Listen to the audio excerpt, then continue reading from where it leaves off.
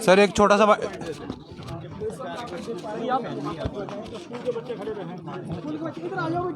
चलो पूछा जी।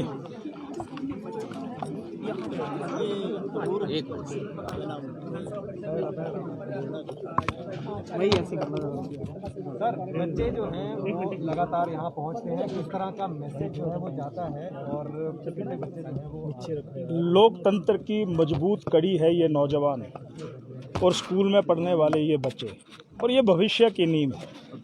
तो लोकतंत्र देश में कैसे चलता है, ऐसा इन बच्चों का कहना था और स्कूल के अध्यापकों का भी कहना था कि हम स्वयं इस विधानसभा की कार्रवाई को देखना चाहते हैं।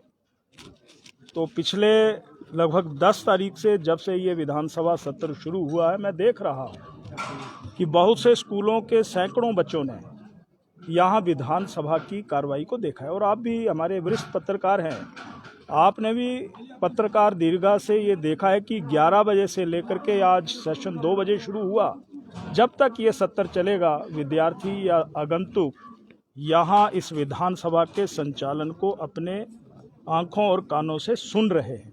तो मुझे यही कहना है कि जो मजबूत नींव है लोकतंत्र की, जो भविष्य के रूप में हम इनको देखते हैं, वो यहाँ पर आए हैं। तो मैं इन बच्चों का अभिवादन करता हूँ और मुख्य अध्यापक या जो भी अध्यापक यहाँ पर आए हैं उनका मैं स्वागत करता हूँ कि उन्होंने एक नई शुरुआत की है कि पाठन किताबों के अलावा भी बच्चों का सर्वांगीण विकास होना चाहिए।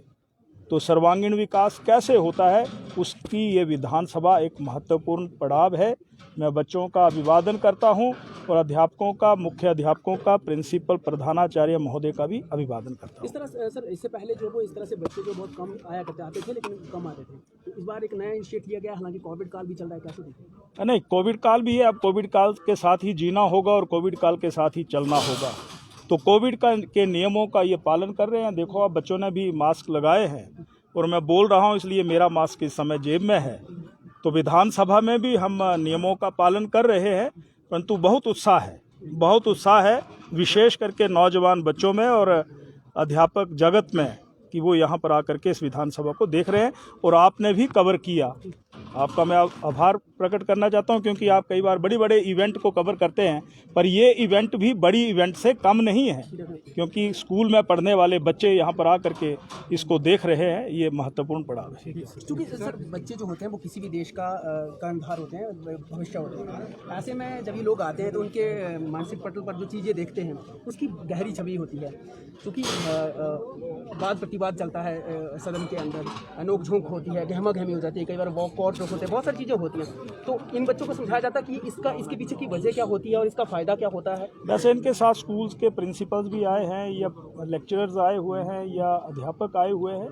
एक तो इन बच्चों में बहुत उत्साह है कि हम इस विधानसभा को देखने के लिए जा रहे हैं। स्वाभाविक है कि जब विधानसभा की परिक्रिया पक्ष और विपक्ष बोलता है तो इन बच्चों के मानसिक पटल पर कई प्रकार के प्रश्न उभरते होंगे कि क्या लोकतंत्र इस तरीके से चलता है। तो प्रश्न पैदा होना बहुत ज़रूरी है, आवश्यक है, पर उन प्रश्नों का उत्तर हमारे ये जितने प्रिंसिपल्स हैं या अध्यापक हैं वो दे रहे हैं। और इनके जाने के बाद स्कूल में ये अध्यापक अवश्य इनसे रूबरू होकर के इनके मन में इस विधानसभा के देखने के बाद क्या प्रश्न पैदा उनके मन में हुए, उनके बारे में भी जानकारियां ले रहे हैं, जो मैं इनसे पूछताछ के माध्यम से मुझे ज्ञात हुआ है। कांग्रेस आरोप लगा रही है कि जो विधानसभा अध्यक्ष है वो पटका पहन के आए हैं और वो कह रहे हैं कि विचारधारा को बढ़ावा दिया जा रहा है और जो प्रस्ताव है वो खारिज किए जा रहे हैं। इसमें क्या बात नहीं सुनी जा रही सर, बात नहीं सुनी जा रही है, जो प्रस्ताव लाए जा रहे हैं उसको। आप हमारे मित्र हैं सभी पत्रकार, और आप विधानसभा की कार्रवाई को बड़े संजीदगी से कवर करते हैं,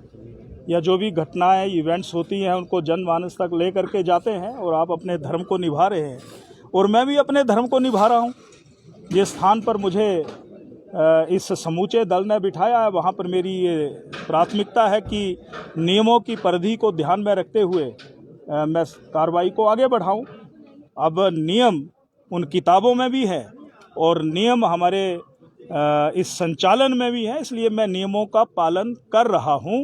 ये मैं कहना चाहता हूँ। चाहे वो नियम 67 की बात हो, अब मैं बहुत विस्तार में नहीं जाना चाहता, संसदीय कार्य मंत्री ही उसमें सारी बात करेंगे, पर मैं जिम्मेवारी से ये कह रहा हूँ कि अगर मैंने उनके प्रस्ताव निरस्त किए हैं तो वो नियमों के तहत निरस्त किए हैं, ये जानकारी देना चाहता हूँ। और ये भगवा जो आप कह रहे हैं कि ये स्कार्फ गले में डाला हुआ है, तो ये तो हमारी मर्यादा परंपरा, इस देश की आज़ादी में यही रंग जो है वो रंगा गया था और इस देश के महान पुरुषों ने भी इसी रंग के चोले को अपने शरीर में डाल करके देश के लिए संकल्प किया था। तो ये किस राजनीतिक पार्टी से जुड़ा है? नहीं, किसी से नहीं।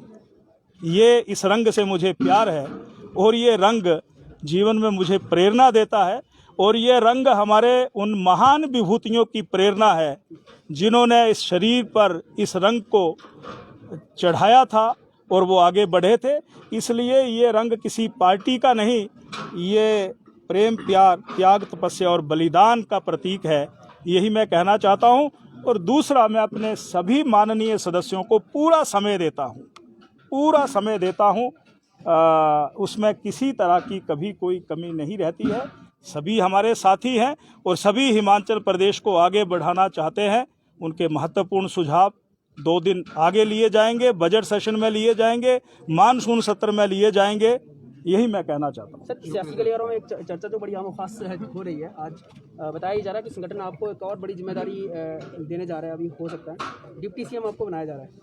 नहीं, मुझे कभी पद की ना लालसा रही, ना इच्छा रही, ना मन में कभी कोई भाव रहा।